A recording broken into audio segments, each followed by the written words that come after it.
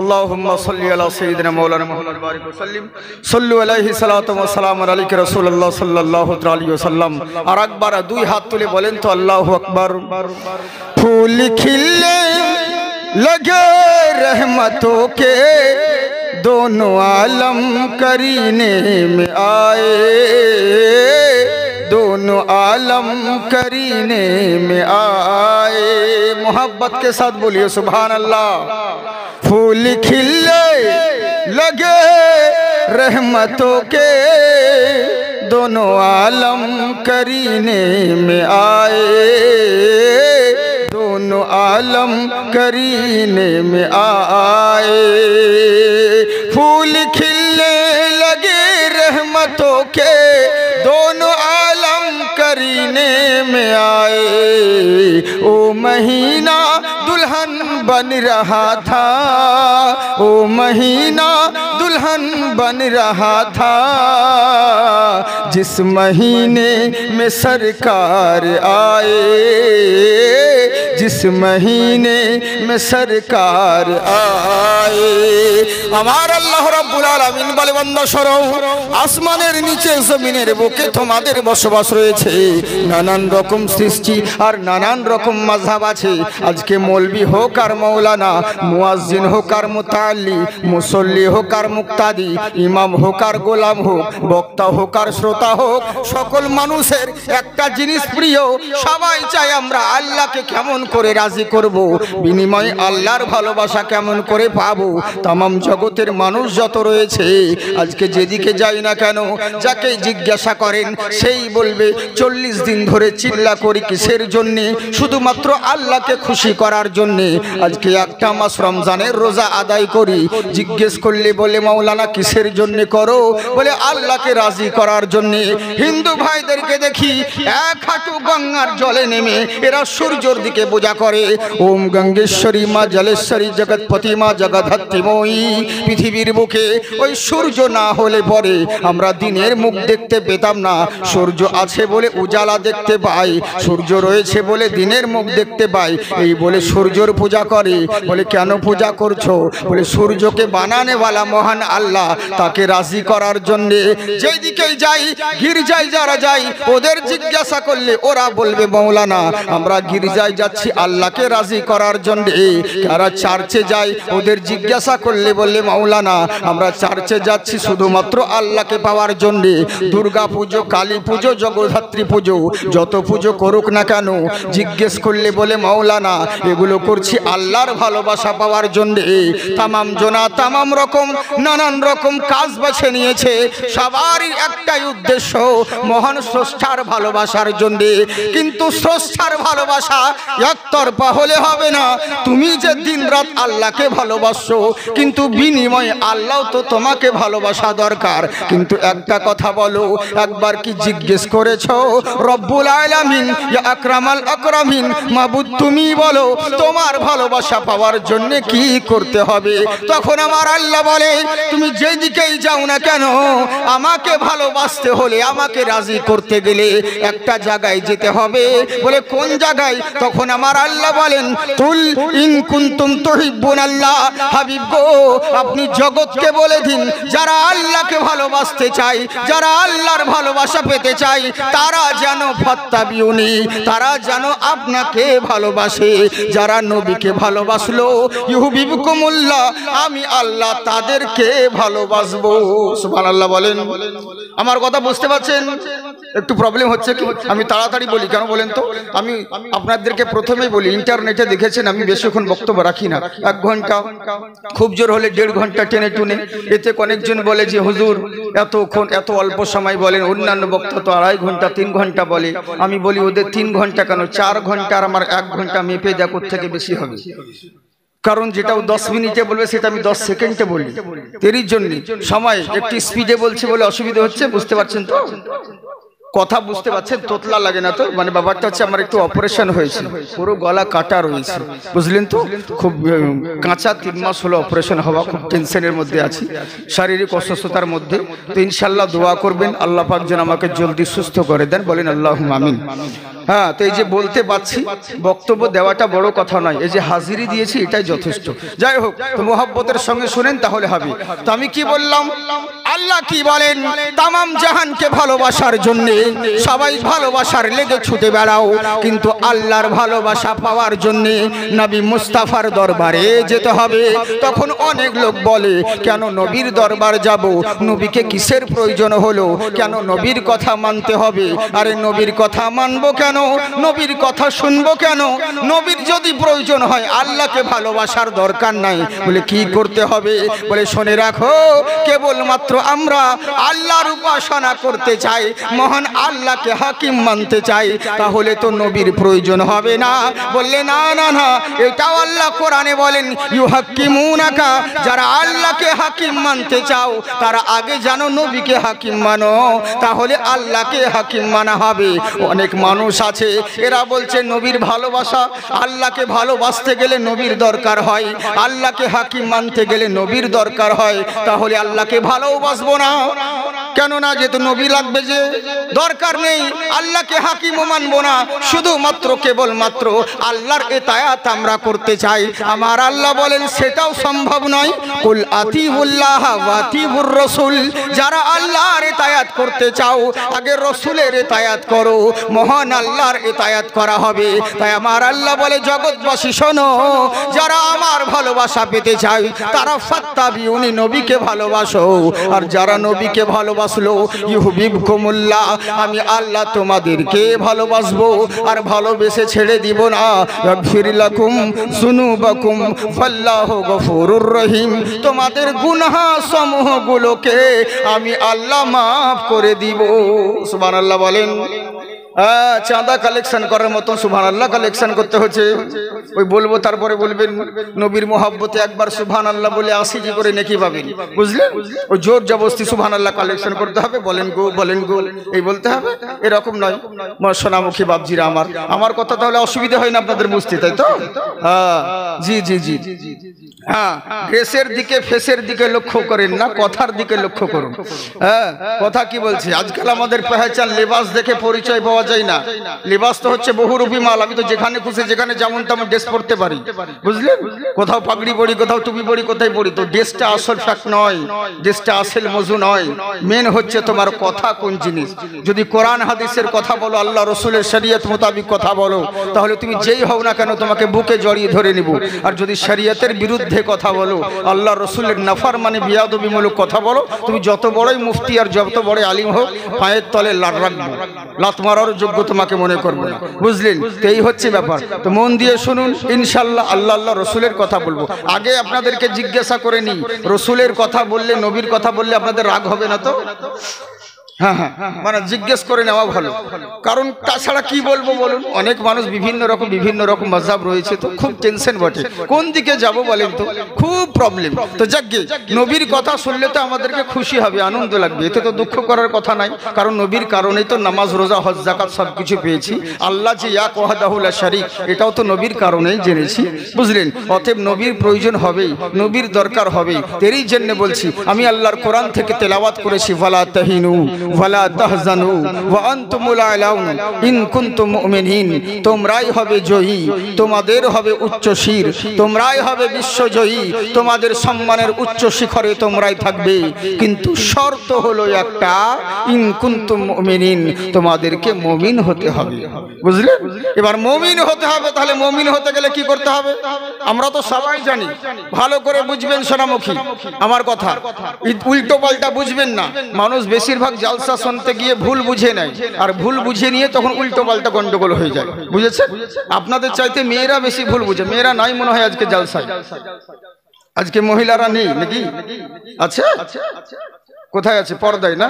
হ্যাঁ পর্দা। সালা জালসা তলায় পর্দা, গোটা রাস্তা উদাম হয়ে বেড়াবে আর মৌলবীর সামনে জালসা তলাতে পর্দা রয়েছে।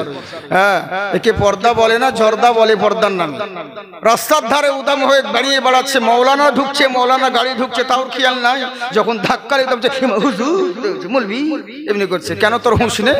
আবার ওই তখন সাইডে বলছে মৌলানা কেমন লোক, আগে যাচ্ছে তো একটু গলার শব্দ করে না, কিছু বলেও না। কেন মৌলানা কি অ্যাসিস্ট্যান্ট নিয়ে ঘুরবে নাকি মাইকে বলে বেড়াবে? মাবন এখন হুজুর বেরোচ্ছে, যারা উদাম হয়ে আছে থাকো। কেন তোর হুঁশ নেই? আমরা কি তোর ভাসুর হই না শ্বশুর হই যে আমাদেরকে দেখে তোকে বি করতে হবে আর দেশের লোকের সামনে উদাম থাকতে হবে? তা তো নয়। আমি হক কথা বলি বাবজি, হক কথা টক লাগে, কিন্তু যেদিন ধাক্কা খাবেন সেই দিন পাক্কা হবেন। গুদা বাংলায় বলে ঠুকুন খেলেই চিকুন হবে, বুঝেছেন?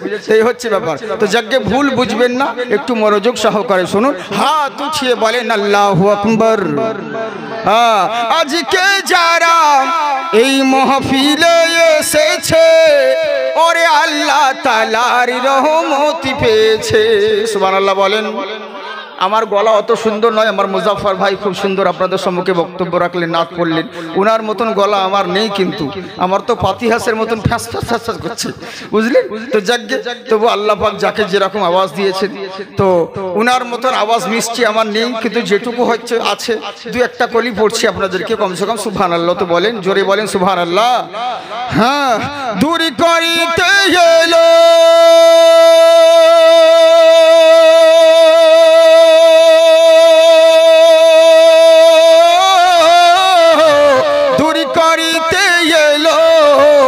তিন দুঃখীর জ্বালা, এলো মক্কায় মোদের নবী কামলিওয়ালা। একবার মুহাব্বতে সবাই বলেন সুবহানাল্লাহ, বাড়বে তোমার ওই সম্মান। পড়ো সাল্লু আলাইহি সালাম, বলো সাল্লু আলাইহি সালাম। বাতাসের টানে টানে কোকিলের গানে গানে মাসে শুধু নবীর নাম। পড়ো সাল্লু আলাইহি সালাম, বলো সাল্লু আলাইহি সালাম। তাই আমার আল্লাহ রাব্বুল আলামিন বলে বান্দা শোনো, তোমরাই হবে জয়ী, তোমাদের হবে উচ্চশির। শর্ত হলো একটা, তোমাদেরকে মুমিন হতে হবে। এমন একটা দিন ছিল, যদি তোমরা মুমিন হয়ে যাও, যেই দোয়া করবে আল্লাহ সেটাই কবুল করবে। এমন একটা দিন ছিল, মুসলমান মুমিন যেই রাস্তা দিয়ে হেঁটে যেত, সেই রাস্তার দিকে মানুষের দিকে নজর করলে পরে সেই দিকে জয়লাভ করে নিত, মানুষের মন জয় করে নিত। মুসলমান যেই দিকে নজর করত সেই এলাকাকে জয়লাভ করে নিতেন।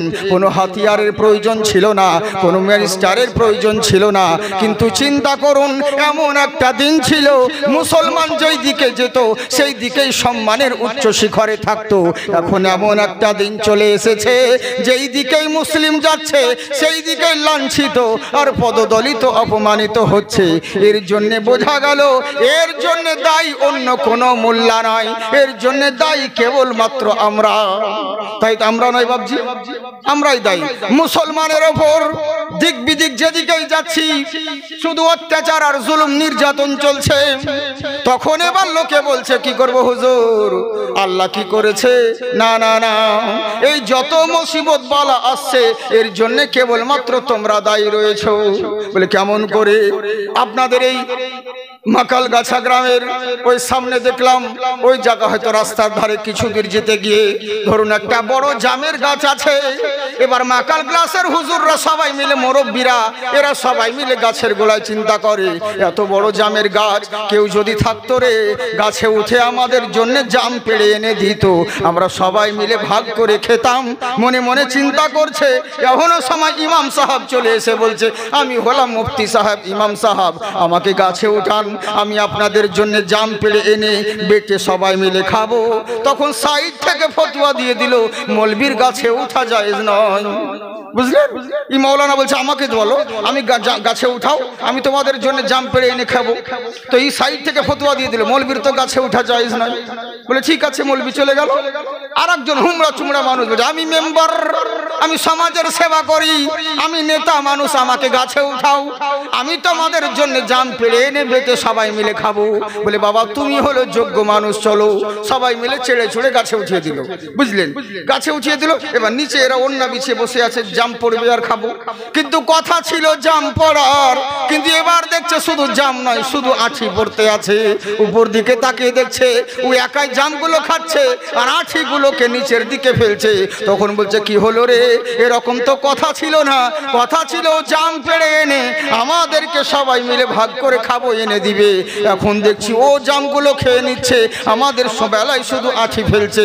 তখন এবার দোয়া করছে, আল্লাহ ওকে গাছ থেকে নামিয়ে দাও, আল্লাহ গাছ থেকে ফেলে দাও। কেন বে, তোরাই তো উঠালি, তোরাই তো ছেড়ে উঠালি, মৌলবীকে ফতোয়া দিয়ে তাড়িয়ে দিলি, মৌলবীর গাছে উঠা জায়েজ নয় বলে তোরা এখন মেম্বারকে উঠালি, এখন কেন বলছিস আল্লাহ গাছ থেকে নামিয়ে দাও? এবার বুঝ ঠেলা, যত বিপদ বালা মুসিবত মুসলিমদের উপরে আসছে, এর জন্য কোনো নেতা কোনো পার্টি দায়ী নয়, এর জন্য দায়ী কেবলমাত্র আমরা। বুঝতে পারছেন? আমরাই দায়ী। হ্যাঁ, এরই লেগে বলছি, মন দিয়ে শুনবেন, খুব সুন্দর কথা বলছি। তাহলে কি হলো? উল্টো হয়ে গেল যে কোরআন বলছেন তোমরাই হবে জয়ী, তোমাদের হবে উচ্চ শির, কিন্তু আমরা তো যেই দিকে যাচ্ছি জয়লাভ করতে পারি না। তার মানে বোঝা গেল আল্লাহর রাসূল যেই মুমিন মুসলমানের কথা বলেছেন, আমরা এখনো পর্যন্ত সেই মুমিন মুসলিম হতে পারিনি। নামাজি হয়েছো, রোজাদার হয়েছো, হাজি সাহেব হয়েছো, কিন্তু প্রকৃত মুসলমান হতে পারো না। বুঝলেন? সব তো হয়ে গেছো ডাক্তার, ব্যারিস্টার, মাস্টার। একবার বিবেককে জিজ্ঞাসা করো, সত্যিকারে কি মুসলমান তুমি হয়েছো? যদি মুসলমান হতে এই দুরবস্থা তোমাকে দেখতে হতো না, এই দুরবস্থা তোমার আসতো না। তাহলে বুঝো ঠেলা, এখনো পর্যন্ত পূর্ণ মুসলমান হতে পারো নাই। এবার আল্লাহ কি বলেন আর এক জায়গায়, ইয়া আইয়ুহাল্লাযিনা আমানুত্তাকুল্লাহ, হে ঈমানদারগণ তোমরা কেবলমাত্র ইত্তাকুল্লাহ, শুধু তোমার আল্লাহকে ভয় করো, আর মুখে বলিও না হাক্কা তুকাতিহি, ভয় করার মতন করো, যেমন ভয় করা দরকার।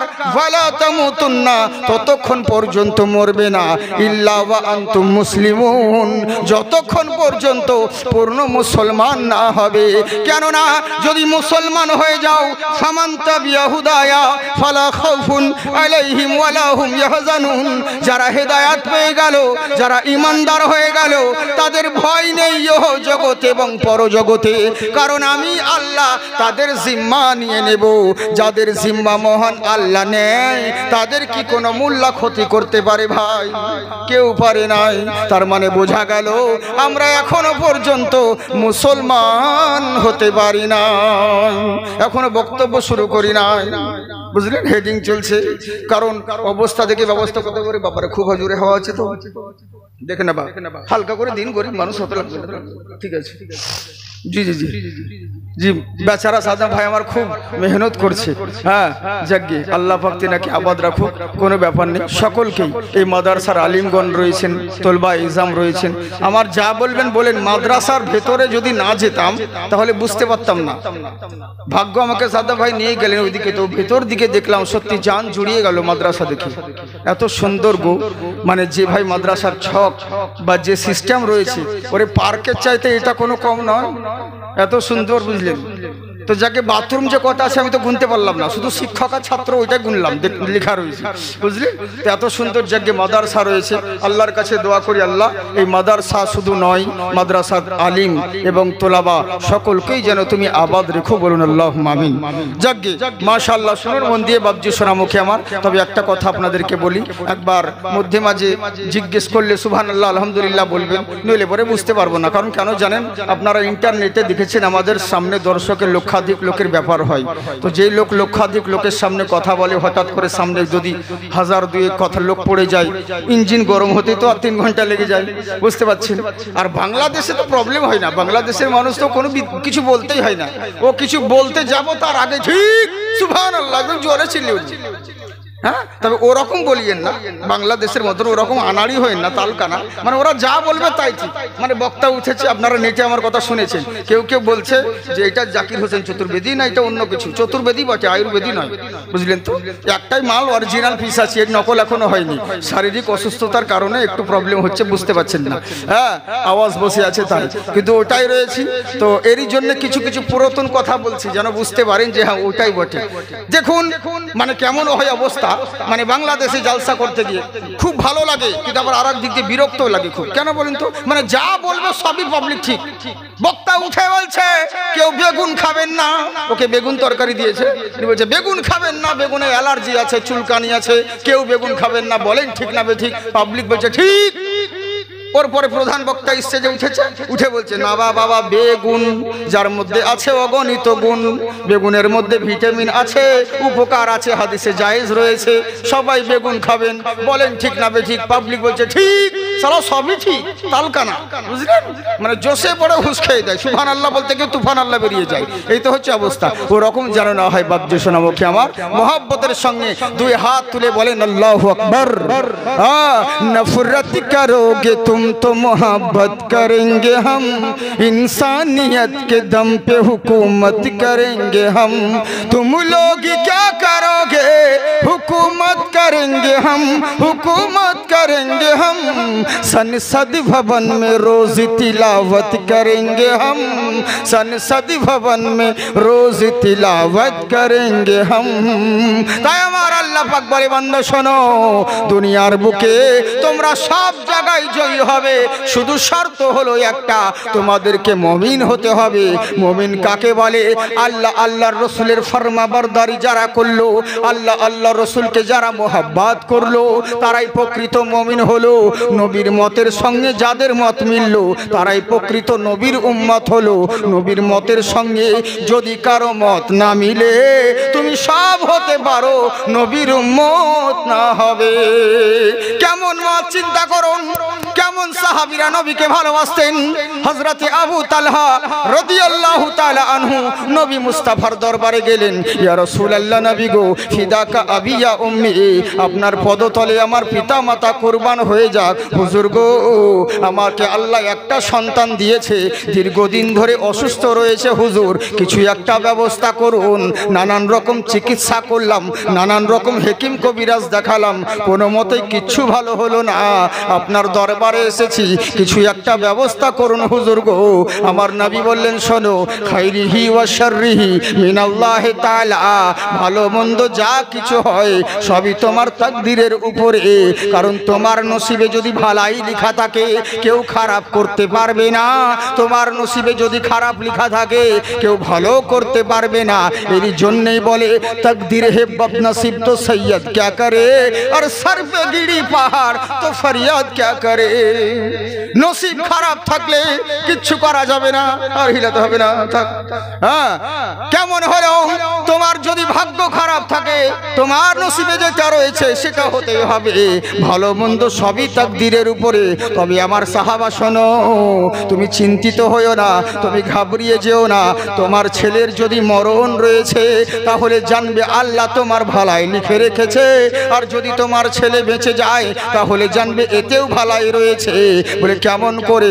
তুমি কি জানো না আমার আল্লাহ বলেন, বত ইজ্জু মান তাশা বত জিল্লু মান তাশা বিয়াদিকাল খায়র। আমার আল্লাহ যাকে চাই তাকে ইজ্জত দান করেন, যাকে চান তাকে জিল্লাত দান করেন। বিয়াদিকাল খায়র, আল্লাহর দস্তে কুদরতে ভালাই আর ভালাই রয়েছে। আল্লাহ খারাপ তাহলে কি করে করবে? আল্লাহর কুদরতি হাতে শুধু ভালাই রয়েছে। বলে কেমন করে? আসা আসা আন তাকরাহু শাইয়াও ওয়া হুয়া খায়রুল লাকুম ওয়া আসা আন তুহিব্বু শাইয়াও ওয়া হুয়া শাররুল লাকুম।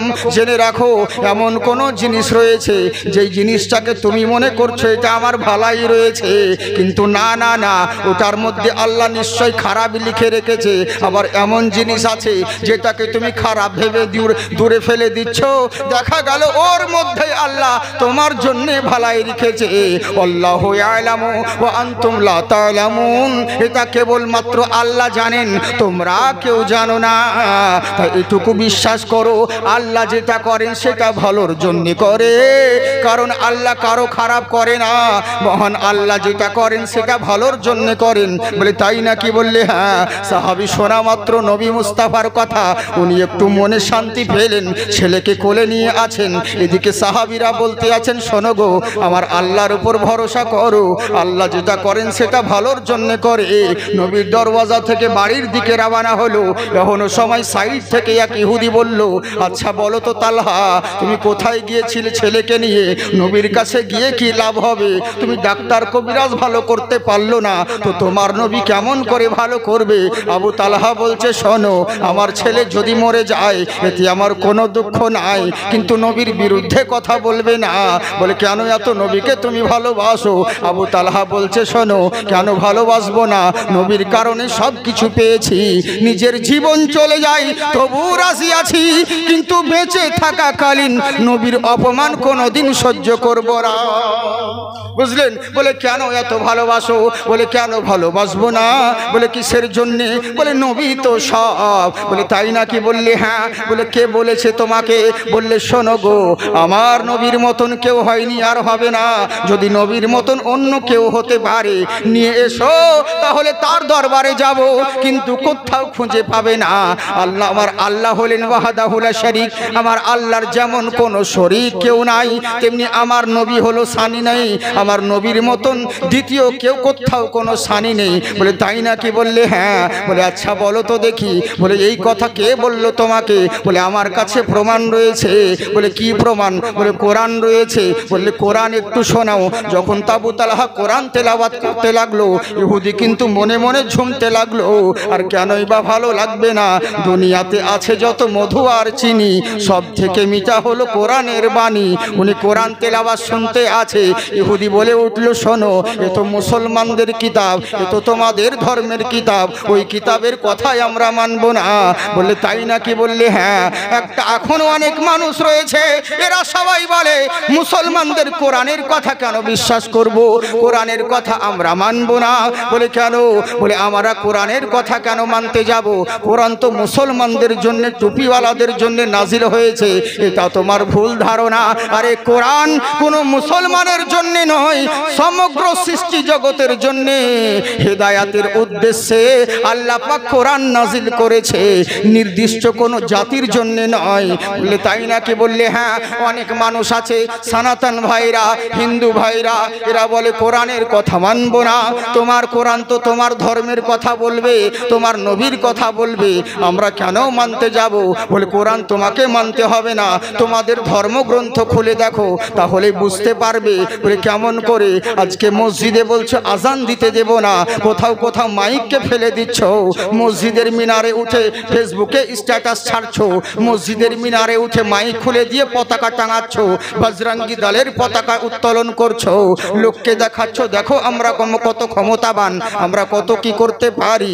একটাবার ভেবে দেখছো না মসজিদের আজানের জন্য ঘুমের ডিস্টার্ব হচ্ছে, নিদ্রার তোমাদের অসুবিধে হচ্ছে, নানান জনা নানান রকম প্রতিবাদ করছো, কিন্তু একবার ভেবে দেখলে না যদি তোমার ধর্মগ্রন্থ খুলে পড়তে কখন আজানের বিরোধিতা করতে না?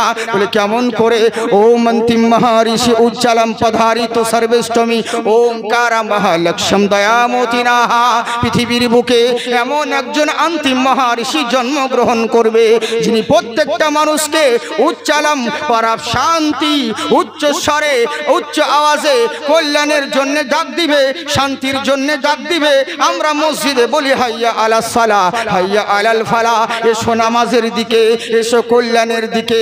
আমরা নামাজের জন্য, শান্তির জন্য মসজিদে ডাক দিই, কাউকে বোম মারতে ডাকি না, কাউকে দেশদ্রোহী করতে ডাকি না, আমরাও তো শান্তির জন্য ডাক দিই। তাই জগৎবাসী শোনো, ওই নবী অন্তিম মহারিষি উচ্চালম পরাপ শান্তি ইয়াম রূপম, পৃথিবীর বুকে প্রত্যেকটা মানুষকে উচ্চ স্বরে উচ্চ আওয়াজে কল্যাণের জন্য ডাক দিবে। বলে তাই নাকি? বললে হ্যাঁ। ওই নবীর ডাকে যদি সাড়া দিতে পারো, এখানেও মঙ্গলময় হবে, ওখানেও মঙ্গলময় হবে।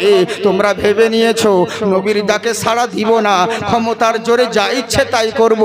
মানুষকে মানুষ বলে মনে করছো না, মানুষের উপর জুলুম করছো, নির্যাতন করছো। বললে কি হবে? আমরা মরে যাব, শ্মশানে পুড়িয়ে দিবে, সব কেসা খতম হয়ে যাবে। তোমরা এটাই ভেবে নিয়েছো, কিন্তু ভুল ধারণা। আরে তুমি যা কিছু করো না কেন, তুমি কি ভেবে নিয়েছো মরে যাবে, শ্মশানে পুড়িয়ে দিবে, সব পাপ তোমার মাফ হয়ে যাবে? এটা তোমার কোন বাপ বলেছে? আরে জেনে রাখো, যমরূপম অতি ভয়ঙ্করম। পৃথিবীর বুকে যারা পরিমাণ যদি অন্যায় করে থাকো, কিঞ্চিত পরিমাণ যদি অপরাধ করে থাকো, তাহলে জেনে রাখো মরার পরে শ্মশানে পুড়িয়ে দিলে পরিত্রাণ কোনোদিন পাবে না। যমরূপম অতি ভয়ঙ্কর। তোমার জন্যে চূড়ান্ত সিদ্ধান্তের জন্য ভয়ঙ্কর শাস্তির ব্যবস্থা করা আছে মহান স্রষ্টার দরবারে। আমাদের মুসলমানরাও তাই ভাবে আমরা মরে যাব, আমাদেরকে কবরে দফন করে দিবে, তাহলে সব কিস্সা খতম হয়ে যাবে, সব ঝামেলা চুকে যাবে। এটা তোমার ভুল ধারণা। তাই ফাতাকফুরুনা বিল্লাহি ওয়া কুনতুম আমওয়াতান ফাআহইয়াকুম সুম্মা ইউমীতুকুম সুম্মা ইউহয়িকুম সুম্মা ইলাইহি তুরজাউন। কি করে অস্বীকার করো রে? দুনিয়ার মায়ায় পড়ে তোমার আল্লাহকে ভুলে গেলে। আজকে বিশাল বড় বক্তা হয়েছো, আজকে বিশাল বড় তক্তা হয়েছো, আজকে বিশাল বড় ডাক্তার হয়েছো, আজকে বিশাল বড় মাস্টার হয়েছো। একবার ভেবে দেখো, তোমার নাম ছিল না, তোমার ঠিকানা ছিল না, তোমার অস্তিত্ব ছিল না, তোমার কোনো পরিচয় ছিল না। দুনিয়ার মানুষ তোমাকে কেউ চিনতো না, কেউ জানতো না। আমি আল্লাহ ওয়া কুনতুম আমওয়াতান, তুমি একদিন মৃত ছিলে, ফাআহইয়াকুম, আমি আল্লাহ তোমাকে জীবিত করেছি। আর জীবিত করে আমার জীবন পেয়ে যা ইচ্ছে তাই করে বেড়াচ্ছ। কিন্তু জেনে রাখো, আজকে হিরো রয়েছো, কালকে জিরো হতে হবে। আজকে মস্তিয়েছো, কালকে পস্তাতে হবে। এই জীবন শেষ জীবন নয়। সুম্মা ইউমীতুকুম, তোমাকে মৃত্যু দেব, তোমাকে মৃত্যু বরণ করতে হবে।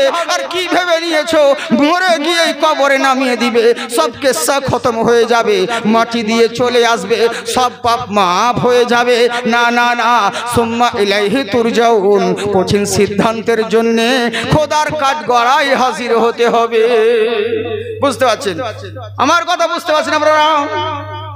অসুবিধা হয় না তো? হ্যাঁ হ্যাঁ হ্যাঁ, মানে একটু তাড়াতাড়ি স্পিডে বলি তো, এরই লেগে। কেন বলুন তো, বহুত কথা বলতে হয়। আমি সালাম দিয়ে দিয়ে বক্তব্য শুরু করে দিই। ওই দিক সিদিক ইদিক সেটা, জামা ঠিক করব, মাইক ঠিক করব, ওই ভকার স্টাইল করতে আধা ঘন্টা শেষ, ওরকম করি না, বুঝলেন? আমার কথা হচ্ছে আধা ঘন্টা বক্তব্য দাও, দরকার নেই তোমাকে 2 ঘন্টা 2.5 ঘন্টা বক্তব্য দিতে হবে। আধা ঘন্টা দাও, কিন্তু যেন আধা ঘন্টা 2 ঘন্টার কাজ করতে পারো, এটা যেন হয়। আর যদি আপনাদের অসুবিধা হচ্ছে তো বলেন, ধীরে ধীরে ধীরে বলছি। ধীরে ধীরে বলতে গেলে বহু সময় লেগে যাবে, চলবে না। ওরকম ভাই বলবো, যেমন ধরুন আজকাল যেমন আমাদের জীবনী হচ্ছে, আমাদের ওই সব দিকে উত্তরবঙ্গের দিকে খুব জীবনী হয়, বুঝলেন তো? এইরকম শুন, হযরতে আব্দুল্লাহ বাণিজ্য করতে যাচ্ছে, কানে হাত দিয়ে, মা আমিনায় আমার টুকটুক করে দেখতে আছে। যা সালা 10 সেকেন্ডের কথা 10 মিনিট লেগে যায়, বুঝলেন? আর আমি তা নয়, শর্টকাটে।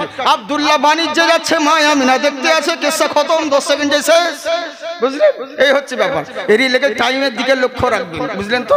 অনেক জনা বলে যে এত তাড়াতাড়ি ছেড়ে দিল কেন, কিন্তু টাইমিং এর দিকে দেখো। আর ওরকম করে বললে তো বহু সময় লেগে যাবে। তো যাক, অসুবিধা নেই, আপনারা শুনবেন তো? কারা কারা শুনবেন না হাত উঠান? শুনবেন না? হ্যাঁ, বাবা বাবা, হাই রে জোশ, খুব ভালো। আপনারা খুব ভালো মানুষ, তো ভালোভাবেই শুনছেন। হ্যাঁ, বুঝতে পারছি তো না, ভালোই, আপনাদের ধ্যান ভালোই আছে। কারণ কি আর বলবো, ওই রকমই হয়। রাত 12টার পরে জালসা শুনলে পরে শ্রোতাদের মন ওরকমই থাকে। বক্তা বলে এক, পাবলিক শোনে এক। আপনারা তো শুনেছেন আমার ইন্টারনেটে কথা কিরকম, মানে বক্তা রাত্রিবেলায় জালসা করে স্টেজে বলেছে যে পাগড়ি পরবেন আপনারা, কারণ পাগড়ি পরে নামাজ পড়লে জামাতের থেকে 70 গুণ নেকি বেশি পাবেন, সব বেশি পাবেন। এই জালসা শুনে বাড়ি চলে গেছে, মানে ঘুমিয়ে গেছে, ফজরের আজান আর শুনতে পাই না। ঘুম থেকে যখন উঠে দেখছে জামাতের টাইম হয়ে গেছে, দৌড়িয়ে মসজিদ চলে গেছে। মসজিদ গিয়ে দেখছে জামাত আরম্ভ হয়ে গেছে। তো এই চিন্তা করছো, মাথায় হাত দিয়ে, আমি তো পাগড়ি আনিনি, তো কি করবো? যদি পাগড়ি আনতে যায় তাহলে তো জামাত পাবো না, আর যদি জামাত ধরতে যায় তাহলে পাগড়ি পরে যে 70 গুণ স্বভাব বেশি, ওটা পাবো না। কি করব? এই চিন্তা করতে করতে জামাত শেষ। যে যার নামাজ পড়ে বাড়ি চলে গিয়েছে। ই দেখছে কেউ কোথাও নেই, পরে করেছে কি দেখছে সবাই নেই, চলে গেছে। তখন মসজিদের ভিতরে যে পরনের লুঙ্গি খান ছিল, ওই লুঙ্গিটাকে খুলে মাথায় জড়ে দিয়েছে, মাথায় জড়ে দিয়ে নামাজ পড়তে শুরু করেছে। এদিকে ইমাম সাহেব দেখে নিচ্ছে, ইমাম বুঝাবে এই কি কোন বেসাইজা নামাজি, এর তো কোনো সাইজ নেই, একে তো লোকমা দিতেই হবে। ইমাম সাহেব থাকতে না পেরে বুঝতে পারছেন, ওর পাছায় একবার, ভাই তোর লুঙ্গি কোথায়? বলে দেখছেন না মাথায়। বলে তোর লুঙ্গি মাথায় কেন গেল? বলে জালসা যে বক্তা বললো হুজুর যে পাগড়ি পরে নামাজ পড়লে 70 গুণ নেকি বেশি। বলে আবে গাধা, তোর পাগড়ি পরা সুন্নাত, নিচে ঢাকা যে ফরজ, ওদিকে হুঁশ নেই, খেয়াল নেই। তো এইরকম হয়ে যায়, বুঝলে? তো ওরকম ভুল শোনিয়েন না শোনা আমার, যাকে মোহব্বতের সঙ্গে এক একজনা জোশে পড়ে ওরকম হুঁশ হয়ে যায়, তার জন্য না। হ্যাঁ, মানে বলতে বলতে যা হয়েছে, মানে যাই কোন জায়গায় কি বলতে হয় এটাও সবাই জানে না। হ্যাঁ, ইমাম হুসাইনের জীবনী করছে, বলে ইমাম হুসাইনের সারে মুবারককে রেখে ইবনে জিয়াদ বেহুরমতি করলো।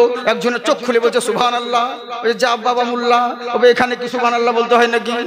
মানে এরকম হয়ে যায়, মানে তালকানা হয়তো আমরা, মানে যেমন আমাদের হিন্দু ভাইদের কীর্তন হয় যখন, তো কি হয়, কীর্তন করতে করতে গান ভুলে গেছে, জীবনী করতে করতে গান ভুলে গিয়েছে। তখন এবার কি করবে, কিছু যারা বাজনা ফাটি ওর দোহরিদার যারা আছে ওদেরকে জিজ্ঞাসা করছে, লঙ্কা যে জয় করিল তার নাম জানো কি? লঙ্কা যে জয় করিল তার নাম জানো কি? এরা তখন বলছে তুমি 10 আনার ভাই 1 ভাগ দাও, আমরা বলবো কি? তুমি তো 12 বছর একাই তুমি খাও, আমাদেরকে 1 ভাগ দাও, আমরা বলবো না, পারবো না। ই তখন দেখছে যা এ তো মান সম্মানে পড়ে যাবো, পাবলিক মারবে। তখন এবার বলছে আজ থেকে ভাগ হইবে সমানের সমান। তখন এরা বলছে লঙ্কা যে জয় করিল বীর হনুমান। বুঝলেন, এই হচ্ছে ব্যাপার। তো পাবলিক ভাবছে যে গান চলছে ভালোই, তো কিন্তু আসলে গান নয়, ওইটা ভুলে গিয়েছিল তাই কথা চলছিল। তো ওরকম মানুষ আমাদের ভুল বুঝে হ্যাঁ ঝুঁকে ঝুঁকে সুবহানাল্লাহ আলহামদুলিল্লাহ বলতে হয়, বলে যায়, কিন্তু কোন জায়গায় বলতে হয় এটাও জানে না। যাই হোক মাশাআল্লাহ সোনামুখী বাপজিরা আমার, আল্লাহ আপনাদেরকে ভালো রাখুক। খুব সুন্দর কথা, অসুবিধে নেই, বিরক্ত লাগে না তো আপনাদেরকে? সত্যি বলছেন? আচ্ছা মাশাআল্লাহ, জিন্দাবাদ থাকুন আপনারা, খুব ভালো গো, আল্লাহ আপনাদেরকে আবাদ রাখুক। একবার হাত উঠিয়ে বলেন আল্লাহু আকবার। हाँ दर्शन के दिन लहराइल हो जति मक्का मदीना। भोजपुरी गजल बोलছি শোনো না, সুবহানাল্লাহ বলো না। मौसम बाहर फिर आइल हो ओ जति मक्का मदीना। अरे मक्के में काबा और जमजम का पानी, मक्के में काबा, मक्के में काबा और जमजम का पानी, हजरत खलीली और ज़ैबी की निशानी। ओ संगे अस्वद पे मनुआ लुभाइल हो जति मक्का मदीना। मौसम बाहर फिर आइल हो ओ जति मक्का मदीना। বুঝতে পারছি আর চলবে না, আপনারা বুঝতে পারছেন না? सुबहानल्लाह बोलें, सुबहानल्लाह बोलो भैया, ना दोगे तुम तो रुपैया, आराम करे मोरे सैया हरे गुंबद के छैया। अरे तोहरे दीवाना ये कैसल जवानी, तोहरे हुअलबा ये आशिकी जमाना। जिब्रील चुमे देखो पैया ओ हरे गुंबद के छैया, आराम करे मोरे सैया ओ हरे गुंबद के छैया। তাই এবার বলতে আছেন শোনো, পৃথিবীর বুকে তোমরা যা কিছু করো না কেন একদিন তোমাকে জবাব দিতে হবে, একদিন মরতে হবে। আমরাও যাই বলি, আমার হিন্দু ভাইরাও তাই বলে। ভাষা হলো একটাই, ভাষা হলো আলাদা, কিন্তু উদ্দেশ্য হলো একটা। বলে কেমন করে? ওরাও যে বলে ওম জগদ্ধি মহিমা হাসুদামহে। আচ্ছা বলেন তো দেখি, মন্দিরের দরওয়াজায় লেখা থাকে ওকার চন্দ্রবিন্দু ওম, মসজিদের দুয়ারে লেখা থাকে আল্লাহুম্মা ফতাহলি আবওয়াব রহমাতিকা, আল্লাহ তুমি আমার জন্য রহমতের দুয়ার খুলে দাও। ওরাও তো মন্দিরের দরওয়াজায় লেখা রাখে ওকার চন্দ্রবিন্দু ওম, হে চন্দ্রের মালিক, হে সূর্যের মালিক, হে জগতের মালিক, আমি তোমার ইবাদত করি, আমরা তোমার উপাসনা করি, তোমার কাছে সাহায্য প্রার্থনা করি। আমরাও তো মসজিদে এই কথা বলি, ইয়াকা না'বুদু ওয়া ইয়াকা নাস্তাইন, আল্লাহ তোমার ইবাদত করি, তোমার কাছেই সাহায্য প্রার্থনা করি। আমরাও যাই বলি, ওনারাও তাই বলে, কিন্তু কথা হলো একটাই, মুখে মুখে বলি সব কথা কিন্তু কাজে কেউ মানি না। বলে কেমন করে? পৃথিবীর বুকে থাকাকালীন নিজের মন মতো নানান জনা নানান রকম পথ বেছে নিয়েছে, কিন্তু জেনে রাখো পৃথিবীর বুকে এমন একজন মহামানব আসবেন যিনি প্রত্যেকটা মানুষকে উচ্চস্বরে শান্তির বাণীর জন্য ডাক দিবে। আর যদি তোমরা শান্তির বাণী তিনার না ডাকে যদি সাড়া দিতে পারো, সব জায়গায় লাভবান হবে। আমাদের ধর্মর নাম হলো ইসলাম, ইসলাম মানে হলো শান্তি, কিন্তু দুঃখের বিষয় হলো একটা, জগতের বুকে ইসলামকে নিয়ে বদনাম রটানো হয়েছে। ইসলাম ধর্ম নাকি আসলে কেন হচ্ছে? কিছু কিছু মুসলমানদের লেগে এরা এমন এমন কাজ করে ফেলে, এদের জন্য গোটা জাতির বদনাম হয়। এরই লেগেই তো আমাদের দিকে বলে দোষ করে বেহুদা আর মার খায় গোষ্ঠী শুদ্ধা। বুঝলেন তো? এদের কারণে সকল জাতির বদনাম। ওই রকম মুসলমান তোমরা হয়ো না। পৃথিবীর বুকে প্রকৃত মুসলমান হতে শিখো। চিন্তা করে দেখো কোন নবীর তোমরা উম্মত, আমরা কোন নবীর উম্মত। বলে কেমন করে? কোন নবী? চিন্তা করে দেখুন, যেই নবীর জন্য বলে কোরআন তো কোরআন, পৃথিবীর বুকে যত ধর্মগ্রন্থ রয়েছে সবাই আমার নবীর কথা বলতে বাধ্য হয়েছে। বলে কেমন করে? কোটি কোটি পারমানাতাং অপয়নিত অতি সুন্দরম। পৃথিবীর বুকে কোটি কোটি রকমের সৃষ্টি রয়েছে, কিন্তু নবীর মতন দ্বিতীয় কোনো সৃষ্টি পাবে না। নবীর মতন এই লোকটা, নবীর মতন ওই লোকটা, নবীর মতন এই জিনিসটা, কারোর সঙ্গে উদাহরণ যে দিবে এমন কোনো সৃষ্টি খুঁজে পাবে না। বলে কেমন করে পাবে? বলে আল্লাহ তো নবীর মতন দ্বিতীয় সৃষ্টি করেন নাই। বলে কেমন করে? আব্বাস বলছে ভাতিজা, ও আমার ভাতিজা মুস্তফা, তোমাকে একটু মিলাদ শোনাই। বলে বলো চাচা। বলে তুমি যখন জমায়ের পেটে ছিলে তোমার অনেক অলৌকিক ক্ষমতা দেখেছি। বলে কেমন করে? তোমার মা যখন রাস্তা দিয়ে চলতো মরুভূমির গরম বালি এরা কিন্তু নরম হয়ে যেত। তোমার মায়ের পায়ের তালায় পাথর যদি পড়ে যেত, পাথর গলে মোম হয়ে যেত। শুধু তাই নয়, তোমার মা যখন কুয়ার মধ্যে পানি আনতে যেত, কুয়ার পানি ওপরে অটোমেটিক উঠে যেত। পাড়ার মহিলারা বলতো আমি না, আর তুমি যেও না, তুমি যতক্ষণ থাকবে পানিগুলো ততক্ষণ উপরে থাকবে, আমাদের নিতে সুবিধে হবে, আমাদেরকে বালতি নামিয়ে টানতে হয় না, কষ্ট করতে হয় না। বলে চাচা আর কি দেখেছো? বলে আর বলিও না, যখন তোমার বাবা ইন্তেকাল করলো, যখন তুমি তোমার মায়ের গর্ভে ছিলে, পাড়ার লোকে এসে সবাই অভিযোগ করতো। বলে কেমন করে? এই আব্দুল মুত্তালিব তোমার বৌমাকে একটু নিষেধ করো। বলে কি নিষেধ করব? বলে তোমার স্ত্রীর, তোমার বৌমার স্বামী মারা গিয়েছে, একটু স্বামীর জন্য তো ইদ্যত পালন করা দরকার। কিছুদিন হলো স্বামী মারা যাওয়া, আব্দুল্লাহ দুনিয়া থেকে বিদায় নিয়েছে, আর আমিনা তো ওই সাজগুজ করে বেড়াচ্ছে। বলে কাই নাকি? বললে হ্যাঁ। বলে আমিনা কি এমন দামি দামি আতর ব্যবহার করে, পাড়ার লোকেরা সবাই খুশবুতে মহকেতে থাকে। বলে তাই নাকি? বললে হ্যাঁ। আব্দুল মুত্তালিব ডেকে বলে আমিনা রে, ও আমার কলিজার টুকরা মা, তোমাকে একটা অনুরোধ করব। বলে বলেন আব্বা জান। বলে আমার ছেলে আব্দুল্লাহ দুনিয়াতে নেই, আমার ছেলে স্মৃতি তোমার গর্ভে রয়েছে, তোমাকে একটু সাবধান করে দিচ্ছি। আমি হলাম গ্রামের মোড়ল, আমি হলাম মক্কার মুতাল্লি, কোনো কিছু আমি লোকের বিচার করি, আর আমার ঘরেই যদি প্রবলেম হয় আমি কার কাছে মুখ দেখাবো বলো? আমিনা রে। বলে আব্বা জান কি হয়েছে, আমার দোষটা বলুন। বলে আমিনা একটা কথা শোনো, পাড়ার লোকে অনেক অভিযোগ করে তুই এমন কি এমন দামি দামি আতর ব্যবহার করো। বলে কসম আল্লাহর বলি আব্বা গো, যেদিন থেকে স্বামী মারা গিয়েছে আমি আতর তো ব্যবহার করা দূরের কথা, যারা আতর মাখে চোখে পর্যন্ত দেখি নাই। আমি কেমন করে দিন কাটাচ্ছি আমি জানি, আর আমার আল্লাহ জানে আমি কোথা থেকে আতর পাবো। বলে তাহলে গ্রামের লোকে সবাই অভিযোগ করছে কেন? তুমি নাকি রাস্তা দিয়ে চললে পরে গোটা শহর খুশবুতে খুশবুদার হতে থাকে, এটা কেমন করে হয়? তখন মা আমিনা মুচকি হেসে বলে আব্বা জান সাদ্দাকটা ঠিকই বলেছেন, কিন্তু জেনে রাখুন এটা কোনো আতরের কামাল নয়। যেই দিন থেকে আপনার পোতা নবী মুস্তাফা আমার পেটে রয়েছে, সেই দিন থেকে আমি রাস্তা দিয়ে চললে পরে পুরো রাস্তাটা খুশবুতে মোহকিত থাকে।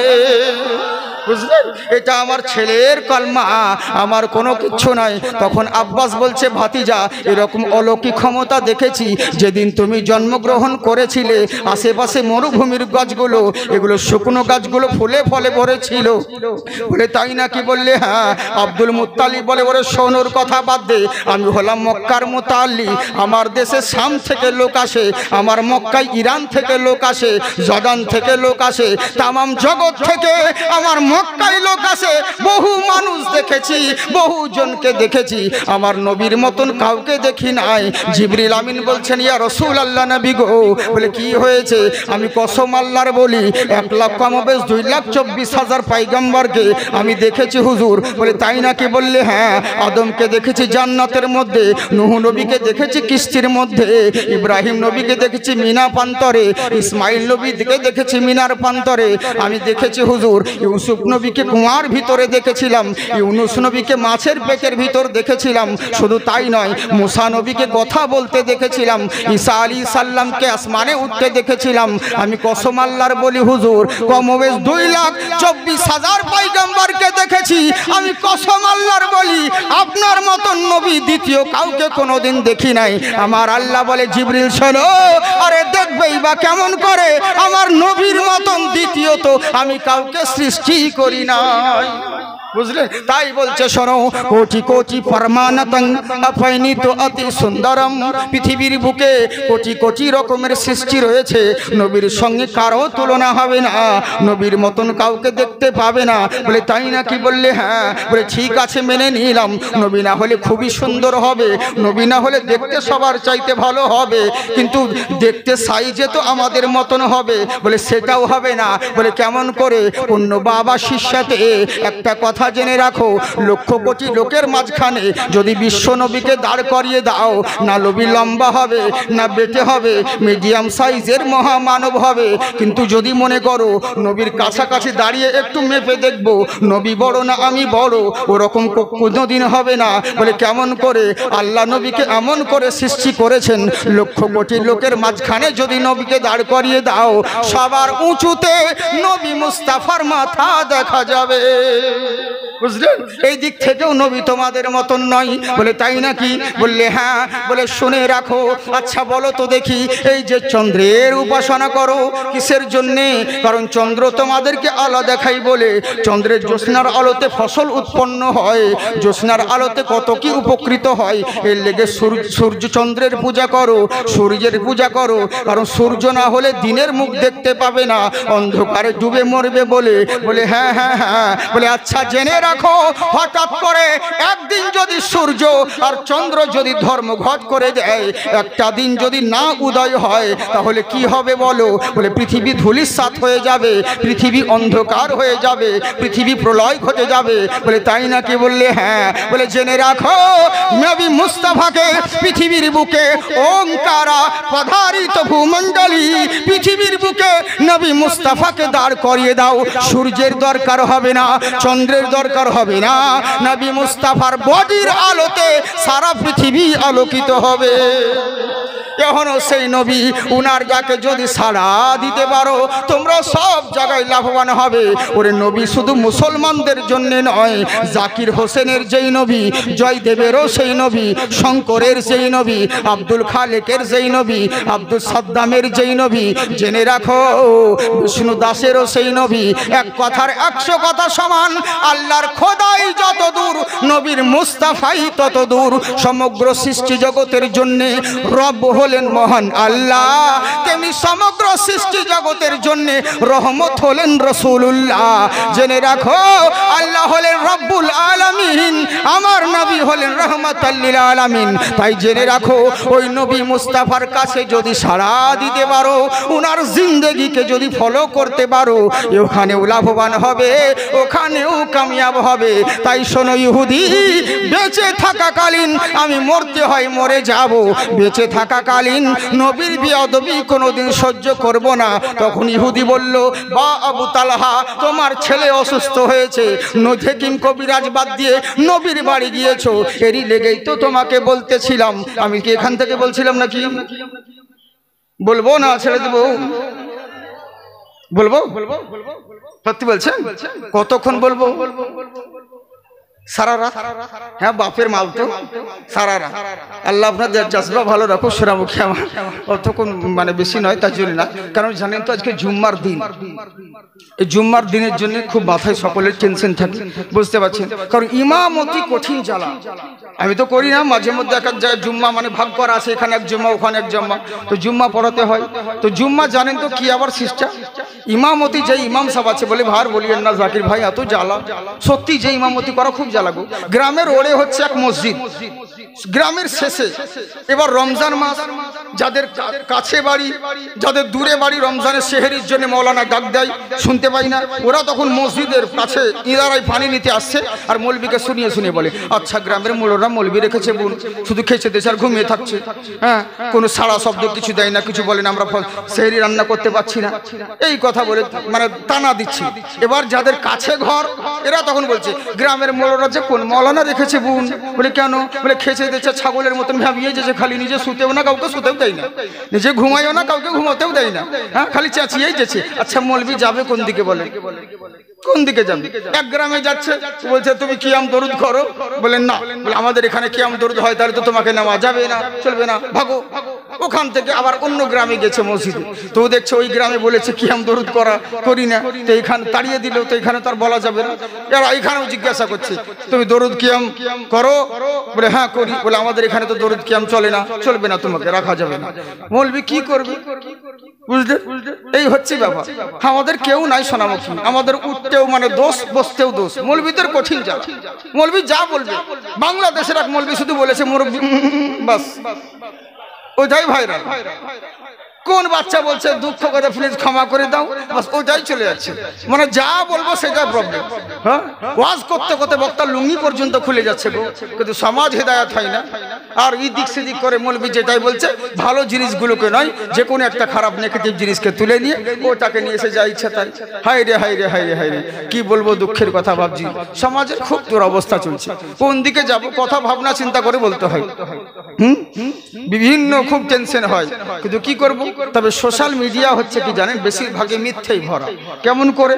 যেমন ধরুন আপনাকে সামনে কেউ কিছু বলতে পারবে না, কিন্তু সোশ্যাল মিডিয়া এমন একটা জারিয়া যে গাইল দেওয়ার সুযোগ ওইটাই, পিছনে ওখানে গাল দিবে আপনাকে, কিন্তু আপনি বুঝতে পারবেন না কে গাল দিচ্ছে, বিভিন্ন রকম আইডি নাম করে, বুঝেছেন তো? এই হচ্ছে ব্যাপার। তো যাকগে, তবে এক একটা মানুষ আছে খুব ভদ্র, এক একজন মানুষ খুব ভদ্র। সেদিন একটা আলিমকে, একটা বিশাল বড় আলিমকে কি বলছে জানেন, বলছে আপনি তো একদম আনারি হুজুর, এটাই বলতাম, কিন্তু হুজুর বলে সম্মানের লেগে কিছু বললাম না, মানে বলে দিয়েছে, তারপর বলছে সম্মানের লেগে কিছু বললাম না। এই তো হচ্ছে আমাদের অবস্থা। যাকগে, আল্লাহ সকলকে হেদায়াত করুক। একবার মহব্বতের সঙ্গে বলেন আল্লাহু আকবার, হাত উঠিয়ে বলেন আল্লাহু আকবার। হ্যাঁ, সবাই উঠাচ্ছেন না, আবার ইয়ারাই ভোটের সময় লুঙ্গি তুলে বলবে ইনকলাব জিন্দাবাদ, বডি থাকবে মাথাবাদ, বডি পাকিস্তান মাথা কারগিল। কতজন আবার কি বলে জানেন, বলে জাকির ভাই তুমি বলো আমরাবাদ, যদি করো প্রতিবাদ ধর থাকবে মুন্ডুবাদ। আমি বলি ভয় করি না বে, আমারও জন্মস্থান মুর্শিদাবাদ। বুঝলে তো, যে হাত আল্লাহ আল্লাহ রসুলের নামে উঠে, সে হাতে কোনোদিন লাকুয়া পড়ে না।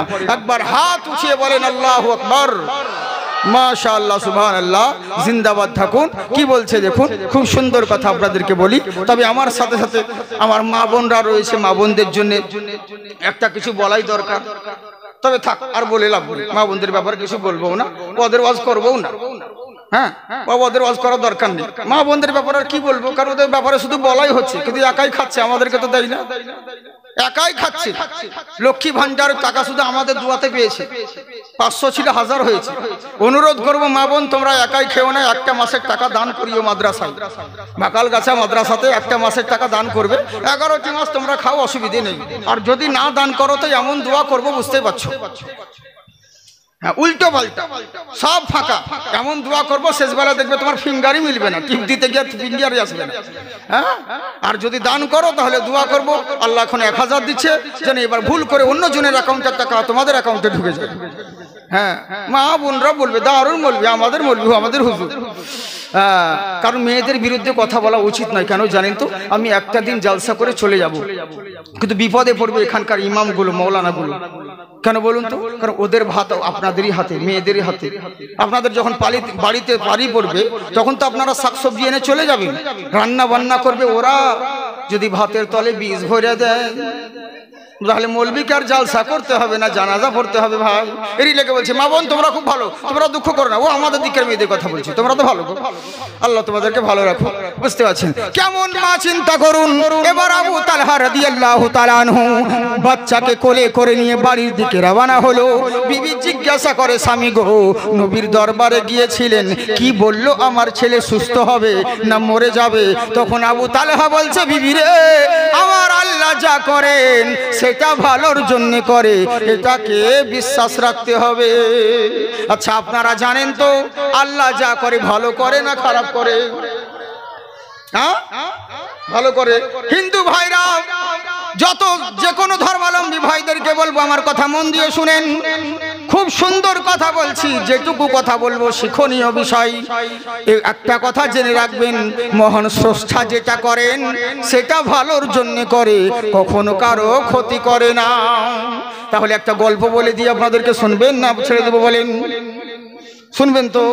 হ্যাঁ, এক সওদাগর বাদশা ছিল, সওদাগর বাদশা, কিন্তু ওর চাইতে ওর গোলামের ঈমান মজবুত ছিল।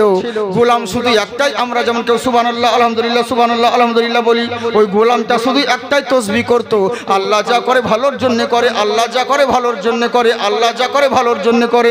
এই কথাই শুধু বারবার রটে যেত। হঠাৎ একদিন সওদাগর বাদশা বলে উঠল, গোলাম রে, ঈমান তাজা হয়ে যাবে, মন দিয়ে শোনেন। কত সুন্দর কথা, শিক্ষার কথা। কি বলছে সওদাগর বাদশা? বলছে, গোলাম রে, দেখ তো আমার আঙুলে কি হয়েছে, পোকা লেগেছে মনে হচ্ছে, টিস করে যন্ত্রণা করছে, ব্যথা হচ্ছে। গোলাম বলছে, সত্যি তো, আল্লাহ যা করে ভালোর লেগে করে। বাদশা রেগে গেছে, আর ঈমান কমজোরি তো। বলছে, হেকিম ডেকে নিয়ে আই। হেকিম কবিরাজ ডেকে আনা হলো। হেকিম কবিরাজ বলছে, বাদশা মশাই, এর যে আপনি তো দেরি করে দিয়েছেন। বলে, কেমন করে? বলে, আপনার আঙুলটা, পুরো আঙুলে ইনফেকশন ছড়িয়ে গেছে। যদি জীবাণুমুক্ত জীবন যাপন করতে চান, শুধু এইটুকু কাটলে হবে না, পুরো আঙুলটাই কেটে বাদ দিতে হবে, নইলে অন্যদিকে ইনফেকশন ছড়িয়ে যাবে। তখন বলছে, তাই নাকি? বললে, হ্যাঁ। পাশে গোলাম বসেছিল, বলছে, আল্লাহ যা করে ভালো লেগে করে। এই বাদশা মনে মনে রাখছে, বুঝলেন? আসলে ঈমান কমজোরি হলে যা হয়। এবার করলো কি হেকিম কবিরাজ, আঙুল খানা কেটে দিয়ে চলে গেল, ওষুধ লাগিয়ে ব্যান্ডেজ করে যখন হেকিম চলে গেল। এবার বাদশা সওদাগর গোলামকে বলছে, গোলাম দেখ, আমার 5টা আঙুল ছিল রে, এখন 4টে হয়ে গেল, একটা আঙুল কেটে বাদ দিতে হলো। গোলাম বলছে, আল্লাহ যা করে ভালো লেগে করে। ই মনে মনে রাগ হলো, ভালো করে না খারাপ করে, তোকে দেখাবো মজা, দাঁড়া একটু সুস্থ হই। করলো কি, কিছুদিন পরে সুস্থ হওয়ার পরে এবার তখন সওদাগর বাদশা গোলামকে ডেকে বলে, গোলাম রে, বালাখানায় আর মন টিকছে না, চল একবার ঘুরে আসি, জঙ্গল থেকে শিকার করতে যায়। তখন গোলাম বলছে, চলেন হুজুর, আল্লাহ যা করে ভালো লেগে করে। মানে ওর শুধু ওটাই মুখে ছিল, বিশ্বাস ছিল। বলছে, বাদশা মনে মনে বলছে, চল শুধু জঙ্গলে, তারপর দেখাবো মজা, ভালো করে না খারাপ করে। এবার জঙ্গলে নিয়ে গেল। জঙ্গলে নিয়ে যাওয়ার পরে মাঝ জঙ্গলের দিকে একটা কুয়া দেখতে পেল। আপনারা কুয়া বলেন না ইদারা বলেন? কুয়া, হ্যাঁ, যাকে বলে চাল ভাজা তাকে বলে মুড়ি, যেই ছোট থাকে ওই হয় বুড়ি। এক এক জায়গার বলি, এক এক জায়গার গালি, এরই লেগে যেমনি কলি তেমনি চলি। বুঝতে পারছেন তো? এটাকে জিজ্ঞেস করে নেওয়া ভালো। হ্যাঁ, কুয়া, ওই ইদারা কুয়া একই জিনিস। কুয়া দেখতে পেল। বাদশা সওদাগর বলছে, গোলাম রে, একবার দেখতো কুয়ার ভিতর পানি আছে কিনা। তখন এবার গোলাম পানি আছে কিনা এই বলে যেমন উগুর হয়ে দেখতে যাবে, বাদশা করেছে কি, তার পা দুটোকে ধরে কুয়ায় ফেলে দিয়েছে। যেমন গোলামটা কুয়ায় পড়ে গেল, তখনও বলছে, আমার আল্লাহ যা করে ভালোর জন্য করে। সুবহানাল্লাহ। এটুকু বিশ্বাস আছে কিনা মন দিয়ে শুনবেন মা বোন বাপ ভাই সকলকে বলছি। বলছে আল্লাহ যা করে ভালোর জন্য করে। বাদশাহ বলছে এবার বুঝবি খেলা, ভালো করে না খারাপ করে। বাদশাহ এবার কুয়ায় ফেলে দিয়ে চলে গেল। জঙ্গলে শিকার করতে করতে করতে করতে সন্ধে হয়ে গেছে। বাদশাহ চিন্তা করলো কোন পথ দিয়ে এলাম রে, আমি তো রাস্তা হারিয়ে ফেলেছি। আপনারা জানেন জঙ্গলের পথ কখনো সোজা হয় না, আঁকা বাঁকা পথ। তাই বাদশাহ মনে মনে চিন্তা করলো এখন আমার কাছে সঙ্গীটা নেই, এখন যদি রাত্রেবেলায় বেরিয়ে যাই বাড়ির দিকে, কোন রাস্তা ধরে কোন রাজ্যে চলে যাব তখন ঝামেলা হয়ে যাবে। দরকার নেই, কোনো রকম রাত্রিটা জঙ্গলে কাটাবো, সকাল হলে পরে বেরিয়ে পড়ব। এই বলে বাদশা করলো কি, ঘোড়াটাকে গাছের গোড়ায় বেঁধে দিল। ঘোড়াটাকে গাছের গোড়ায় বেঁধে দেওয়ার পরে গাছের উপরে উঠে গিয়েছে। গাছের উপরে উঠে রাত্রি কাটাতে আছে। এখনো সময় কিছু ডাকাতের দল ওরা সামনে দিয়ে আসতেছিল। ওদের নজরে ঘোড়া পড়ে গেছে। লাইটের ছটায় যেমন ঘোড়া দেখতে পেল, কেউ ডাকাতের দল বলছে দেখ রে কার ঘোড়া হারিয়ে গেছে, কেউ বলছে দেখ কার ঘোড়া ছুটে পালিয়ে আসছে, কেউ বলছে না কাউরি বাড়ি থেকে হয়তো রাস্তা ভুল করে জঙ্গলের দিকে চলে এসেছে। কিন্তু ডাকাতের যে সর্দার ছিল ও বলছে তোরা থাম, চুপ, এই ঘোড়া হারিয়েও যায়নি, এই ঘোড়া পালিয়েও আসেনি। বলে কেমন করে বুঝলেন? বলে যদি পালিয়ে আসতো আর যদি হারিয়ে যেত তাহলে গাছের গোড়ায় বাধা কেন রইল? গাছের গোড়ায় যখন বাধা রয়েছে তার মানে জানতে হবে নিশ্চয় কেউ এখানে রয়েছে। আশেপাশে খোঁজ করে দেখ। লাইট মেরে দেখলো, কোথাও কাউকে খুঁজে পেল না। অবশেষে যখন গাছের উপরে যাচ্ছে,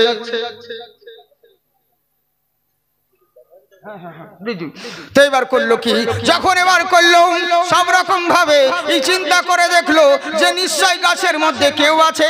উপরের দিকে লাইট মেরে দেখছে সাদা ধাপ দিবে সওদাগর বাদশাহ ওই গাছের উপরে উঠে আছে। গাছের উপরে যেমন উঠা তেমনি সঙ্গে সঙ্গে ডাকাতের দল বলছে এই গাছে কি করছিস, নাম গাছ থেকে। তখন ছেলার নাম বাবাজি, বুঝতে পারছিস? চুপ করে কে বাবা তোমরা কি হয়েছে?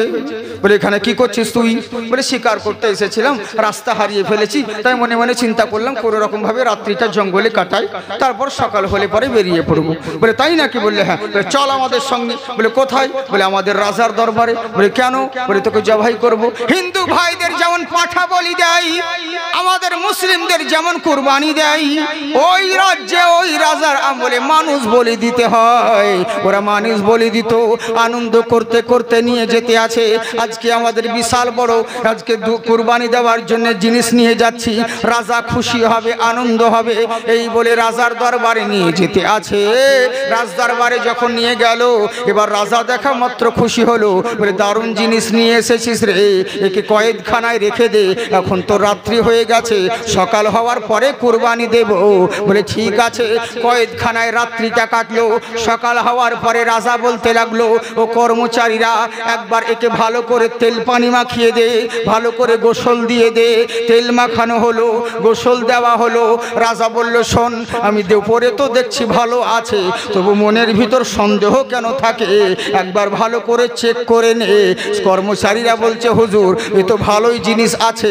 বলেছে তো দেখতেই পাচ্ছি, কিন্তু মনের ভিতর দুর্বলতা রেখে লাভ নাই, একবার ভালো করে চেক কর ওর মধ্যে কোনো জায়গায় খুঁত আছে কিনা। আমাদের খুঁত থাকলে যেমন কুরবানি হয় না, ওরা খুঁত থাকলে তেমনি জবাই করবে না। এরা চেক করতে লাগলো। চেক করতে করতে দেখছে মাথা থেকে পা অবধি হাতের একটা আঙুল কাটা রয়েছে। রাজার দরবারে খবর চলে গেল, রাজা মশাই আমরা যাকে এনেছি তার তো হাতের একটা আঙুল কাটা রয়েছে। প্রত্যেকটা মানুষের 5টা আঙুল থাকে, এর তো 4টে আঙুল রয়েছে। রাজা বলছে তাই নাকি? বললে হ্যাঁ। বলে জন্মগত কি কাটা? বলে না না না, জন্মগত নয়, মনে হচ্ছে রিসেন্ট কিছুদিন হলো আঙুল কেটেছে। বলে কতখানি কেটেছে? 1 ইঞ্চি না 2 ইঞ্চি? বলে 1-2 ইঞ্চি নয়, পুরো আঙুলটাই কাটা রয়েছে। রাজা বলছে এত বড় যখন খুঁত আছে, একে তো কুরবানি দেওয়া যাবে না, ওকে বের করে দে। লাত মেরে বাদশা সওদাগরকে বের করে দিল। জমিনে উবুড় হয়ে হয়ে কান্না করে আর আল্লাহর কথা স্মরণ করে, ওগো রব্বুল আলামিন আমার গোলাম যেটা বলেছিল বারহাক সত্য কথা, আজ যদি আমার হাতের আঙুল কাটা না থাকতো আমি তো কাফেরদের হাতে জবাই হয়ে যেতাম। আমার গোলাম বলেছিল আল্লাহ যা করে ভালোর জন্য করে, এখন বুঝতে পারলাম আঙুল কাটা কত কেমন জিনিস। আমার আল্লাহ যা করে ভালোর জন্য করে। যা এবার দেখি জঙ্গলে ওই যে গোলামকে কুয়ায় ফেলেছিলাম এখন বেঁচে আছে না মরে গেছে একটু দেখতে হবে। আচ্ছা বলেন তো আপনাদেরকে ভালো লাগছে না? খুব সুন্দর সুন্দর কথা বলছি, বুঝলেন? সব রকমই দরকার রয়েছে। আর কত বেদ বাইবেল পুরাণ পড়বো একভাবে ভাবে এক জিনিস, যে কোনো জিনিস একভাবে জিনিস বিরক্ত লাগে। আর জালসা ইচ্ছে জীবন সে বেদ বাইবেলের পণ্ডিতের দরকার নেই, কোরআন হাদিসের পণ্ডিতের দরকার, বুঝলেন? তো এই হচ্ছে ব্যাপার, আমাদেরকে সব রকম ভাবে বলতে হয়। আর অনেক কিছু কথা বলার থাকে কিন্তু বলতে পারছি না কেন জানেন? এই যে ইউটিউবার মিডিয়া কোনো ব্যাপার নাই, আমার ঘর যাওয়া যেতে না যেতে ঠিক ইন্টারনেটে চলে আসবে। দেখা গেল যে কোন ঠাকুরকে সাজিয়ে দিয়ে আমার হাতে বাঁশ দিয়ে দিয়েছে, বুঝলেন? যাকে চতুর্থীতে ফাটিয়ে দিল, বাঁশ দিয়ে দিল, পরে যে বাঁশ আমি খাবো ওটা দেখবে না, বুঝলেন? এই হচ্ছে ব্যাপার। যাকে বলছি ভাই কাটছাট করে কিছু দেও না, পুরো বাঁশ দিবে বা ই করবে। আর সংস্কৃত দেওয়ার প্রয়োজন, দেশের পরিস্থিতি খারাপ, একটু খুব সমস্যা হচ্ছে, যার জন্য কেন জানে একটাই কথা বলছে, বলে তুমি কেন আমার ধর্ম নিয়ে আলোচনা করবে? আমি বলছি ভাই আমি তো কিতাব থেকে বলছি, কেন ভুল কথা কোথায় বললাম? বলছে না তবু কেন বলবে, আমরা তো তোমার কোরআন পড়তে যাই না, তুমি কেন তোমার ধর্মগ্রন্থ বলবে? আর যদি বলবেই বা তো তুমি সোশ্যাল মিডিয়ায় কেন প্রচার করবে? এবার কি করব বলুন? খুব সমস্যা, জানেন দেশের পরিস্থিতি কত খারাপ। আমরা যদি বেঁচে থাকি কবে যে ভিতরে ঢুকবো তার কোনো ঠিক নেই। হ্যাঁ, তো এর জন্য তো যার লেগে বলছি সোনামুখী আমার, একটু সেরকম ভাবে তোমরা চেষ্টা করবে। আর আপনি মন দিয়ে শুনুন, খুব সুন্দর কথা বলছি। আমার ধর্ম কখনো কোনো জাতিকে আঘাত করে কথা বলে না, হিন্দু ধর্ম হোক আর যে কোনো ধর্ম হোক। আমার ইসলাম শিক্ষা দেয় তোমার দরওয়াজায় যেন ক্ষুধার্ত ব্যক্তি আসে তাকে অন্ন দান করো, কেউ যদি টাকার জন্য সাহায্যের জন্য আসে তাকে সাহায্য করো, কেউ যদি অন্যের জন্য আসে তাকে অন্ন দান করো। জিজ্ঞেস করবে না কোন জাতের কোন ধর্মের। ওরে তুমি যদি মানুষ হয়ে একটা মানুষকে ভালোবাসো, মানুষের উপকার করো, এর বিনিময়ে মহান স্রষ্টা তোমার উপকার করবে। সুবহানাল্লাহ বলেন। অতএব আমার ইসলাম ধর্ম কখনো কোনো ধর্মকে তাচ্ছিল্য করে না। আমরা কোনো দেবতার বিরুদ্ধে কথা বলি না, কেন বলবো? ওনারা ছিলেন মহামানব, ওনারা ছিলেন মহান দেবতা। কারণ একটা কথা জেনে রাখো, আজকে যদি ওনার ধর্মকে কাউকে গালি দিতে যায়, ওরা কালকে আমার আল্লাহকে গালি দিয়ে দিবে, বুঝলেন?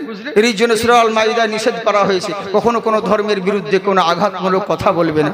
আর কখনো বলবোই বা কেন, কি প্রয়োজন? বুঝলেন? যেগুলো বলি সুন্দর কথা বলি, যেমন নবীর আদর্শটা কেমন সেটাকে শুধু ওনাদের ভাষায় তুলে ধরি, বুঝতে পারছেন তো? যাই হোক, একবার মহব্বতে বলেন সুবহানাল্লাহ। খুব সুন্দর কথা, আধখানা তো থেকেই গেল, ছেড়ে দিই নাকি? হ্যাঁ, মানে ওটা কমপ্লিট করবো। আচ্ছা, বাহ বাহ বাহ বাহ বাহ, সুবহানাল্লাহ সুবহানাল্লাহ। আপনাদেরকে ভালো রাখুক। কারা কারা শুনবেন এবার হাত উঠান। যারা যারা হাত উঠালেন জালসার জন্য 500 করে টাকা এনে দেন, আগামী বছর জালসার জন্য। এখন দিবে না, কেননা রুহু বের করা সহজ কিন্তু রুপিয়া বের করা সহজ নয়। আমাদের দিকে মুর্শিদাবাদ বলুন আর উত্তরবঙ্গ বলুন, শিলিগুড়ি বলুন, আমাদের দিকে বলুন, মানুষ যখন মারা যায় তখন মেয়ে ছেলেরা কান্না করে, সুর করে করে কাঁদে। আপনাদের এইদিকে কেমন কাঁদে? এদিকে কেউ ওরকম কান্না করে? আমাদের দিকে কোনো মানুষ মারা গেলেই মেয়েরা কান্না যখন করবে সুর করে করে কান্না করে। এদিকে ওরকম কাঁদে কি? ওরকম কান্না করে না মনে হয়, কিন্তু আমাদের দিকের মেয়েরা সুর করে কান্না করে। কেমন কান্না করছে জানেন? একজনের স্বামী ভুল করে ঘুমের ওষুধ খেয়ে নিয়েছে, পাওয়ারওয়ালা ওষুধ ছিল, স্বামী অজ্ঞান হয়ে গেছে। এবার বউ এসে ধাক্কা ধুক্কি মারছে, যখন স্বামীর সারা শব্দ পাই নাই তখন বউ ভাবছে স্বামী হয়তো পটল তুলেছে। এই বলে মেয়েদের যে কান্না, লোকজনকে জড়ো করেছে, কান্না শুরু করেছে। আমার স্বামী মরে গেল, নতুন খাট রেখে কে ঘুমোবে গো? তো দেওরা বলছে আমি ঘুমোবো গো। গ্রামের ভাই ও স্বামী মারা গেছে, তোকে রং লেগেছে, তুই ঘুমোবি বলছি। তখন ছেলেটা বলছে আমি কি সত্যি ঘুমিয়েছি? মেয়েটা কান্না করছে তাই সান্ত্বনা দিচ্ছি। কেমন সান্ত্বনা দেখুন। দ্বিতীয়বার যখন মেয়েটা বলছে আমার স্বামী মারা গেল, নতুন হন্ডা বাইক রেখে এখন কে নিয়ে বেড়াবে লো? তো দেওরা বলছে আমি আছিল। গ্রামের লোক তো রাখবে, দুঃখ করবে।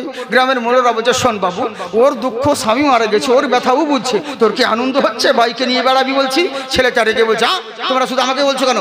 আমি কি সত্যিকারই নিয়ে বেরিয়েছি নাকি? তোমরা চুপ করে বসে আছো। মেয়েটা কান্না করছে তাই সান্ত্বনা দিচ্ছে।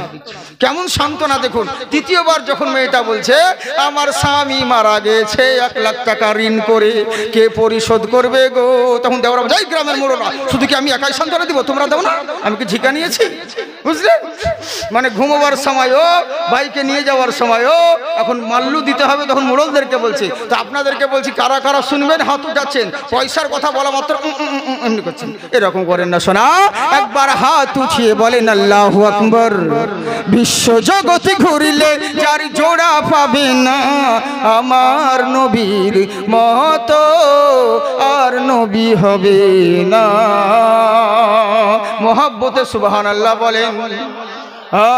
কোথায় গেলে পাবো মোরা এমনই দয়ার নবী, জিনার হাতে রোজ হাসরের জান্নাতের চাবি কাঠি। ওরে সেই নবীজি ধরাইয়েছে দিলেন খোদার ঠিকানা, ওরে সেই নবীজি ধরাইয়েছে দিলেন খোদার ঠিকানা। আমার নবীর মতো আর নবী হবে না। তাই শুনে রাখো, পৃথিবীর বুকে ওই মহান নবীর মতন কেউ হবে না। বলে কেমন করে? পৃথিবীর বুকে ওঙ্কারা কারুলামা গুরু মূর্তি ভক্তি পূর্ণম পূজাতনম, বনে জলে জঙ্গলে যেখানেই যাও না কেন, একবার ভক্তি সহকারে ওই মহান গুরুর যদি নাম জপতে পারো, তোমরা সব জায়গায় লাভবান হবে। বলে কেমন করে?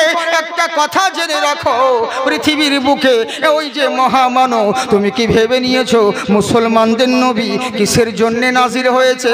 একটা কথা জেনে রাখবে, যুগে যুগে যথায়ন্তরম সর্বেষ্টবি ভুবনারতম, পৃথিবীর বুকে যুগে যুগে একজন করে অন্তিম মহান ঋষি মহান স্রষ্টার তরফ থেকে পৃথিবীর বুকে আগমন হয়েছে, যিনি সবার চাইতে সেরা, যিনি সবার চাইতে উজ্জ্বল, উনি ওই মহান নবী। তখন অনেকজন বলে তুমি ঠিকই বলেছো, রামায়ণ মহাভারত বেদে যেই মহামানবের কথা বলা হয়েছে, ওই মহামানব আমাদের অমুক দেবতা, আমাদের অমুক দেবতা। বলছে ভুল কথা। বলে কেন? বললে শোনো, তারপরে কি লেখা আছে দেখো, ওম চন্দ্রিমা কুণ্ঠকারী, ওই যে মহামানব আবির্ভাব হবে, উনি দুনিয়াতে আসার পরে আসমানের চন্দ্রকে 2 টুকরা করবে, আসমানের চাঁদকে 2 টুকরা করেছিলেন, কোন মোল্লা করেনি, আমার রাসূলুল্লাহ করেছে। বুঝলে, ওই যে মহামানব, ওনার আদর্শকে যদি ফলো করতে পারো, যে কোনো মানুষ হও না কেন সব জায়গায় লাভবান হবে। আর যদি মনে করো তুমি মরে যাবে, মরার পরে তোমার চর্চা মানুষে করতে থাকবে, একটাই পথ রয়েছে, হেমাংশু পাঠোদয়া হেরি চর্চ ওম সর্বদাং মোহাম্মদা। যদি বেঁচে থাকাকালীন ওই মহামানবের চর্চা যদি করতে পারো, তুমি মরে যাবে, মরার পরেও দুনিয়ার মানুষ তোমার চর্চা করবে, উনার মতন কেউ হবে না, উনাকে ফলো করতে হবে। যে কোনো জিনিসের দিক দিয়ে বলো না কেন নবীর প্রয়োজন রয়েছে। হ্যাঁ, প্রত্যেকটা জিনিসে যদি নবীকে ফলো করতে পারো, এখানেও কামিয়াব হবে, ওখানেও জান্নাত পাবে। ভালো মানুষ হতে চাও, আল্লাহর নবীকে ফলো করো। ভালো ডাক্তার হতে চাও, আল্লাহর নবীকে ফলো করো। ভালো মাস্টার হতে চাও, আল্লাহর নবীকে ফলো করো। ভালো ব্যারিস্টার হতে চাও, আল্লাহর নবীকে ফলো করো। ভালো কমান্ডার হতে চাও, আল্লাহর নবীকে ফলো করো। ভালো গভর্নর হতে চাও, আল্লাহর রসুলকে ফলো করো। ভালো স্বামী হতে চাও, আল্লাহর নবীকে ফলো করো। অনুগামী হতে চাও, আল্লাহর নবীকে ফলো করো। মহাজ্ঞানী হতে চাও, আল্লাহর নবীকে ফলো করো। নামি দামি হতে চাও, আল্লাহর নবীকে ফলো করো। ভালো ব্যবসায়িক হতে চাও, আল্লাহর নবীকে ফলো করো। ভালো ধার্মিক হতে চাও, আল্লাহর নবীকে ফলো করো। ভালো প্রেমিক হতে চাও, আল্লাহর নবীকে ফলো করো। ভালো দার্শনিক হতে চাও, আল্লাহর নবীকে ফলো করো। ভালো বৈজ্ঞানিক হতে চাও, আল্লাহর নবীকে ফলো করো। এক কথাই ইহ জগৎ এবং পর জগতে যদি কামিয়াব পেতে চাও, কাউকে নয় আল্লাহর নবীকে ফলো করো। আল্লাহ তোমাকে চোখ দিয়েছে, এই চোখে সবাইকে দেখতে পাও, নিজের চেহারা কোনোদিন দেখতে পাও না। কি আফসোস রে, এই চোখ দিয়ে সবাইকে দেখতে পাই, নিজের চোখ কান মুখ গলা এগুলো কেন দেখতে পাই না? তখন সায়েন্টিস্ট বলবে, আরে গাধা কোথাকার, নিজের চেহারা দেখতে হলে তোকে আয়নার দরকার রয়েছে। এই আমার মুসলমান শোনো, নিজের জাত দেখার জন্য যদি আয়নার দরকার হয়, নিজের জিন্দেগি দেখার জন্য সরকারে মদিনার দরকার রয়েছে। নারা তো লাগাবেন না, কমসে কম সুবহানাল্লাহ বলেন। বিরক্ত লাগছে না? ছেড়ে দেব কি?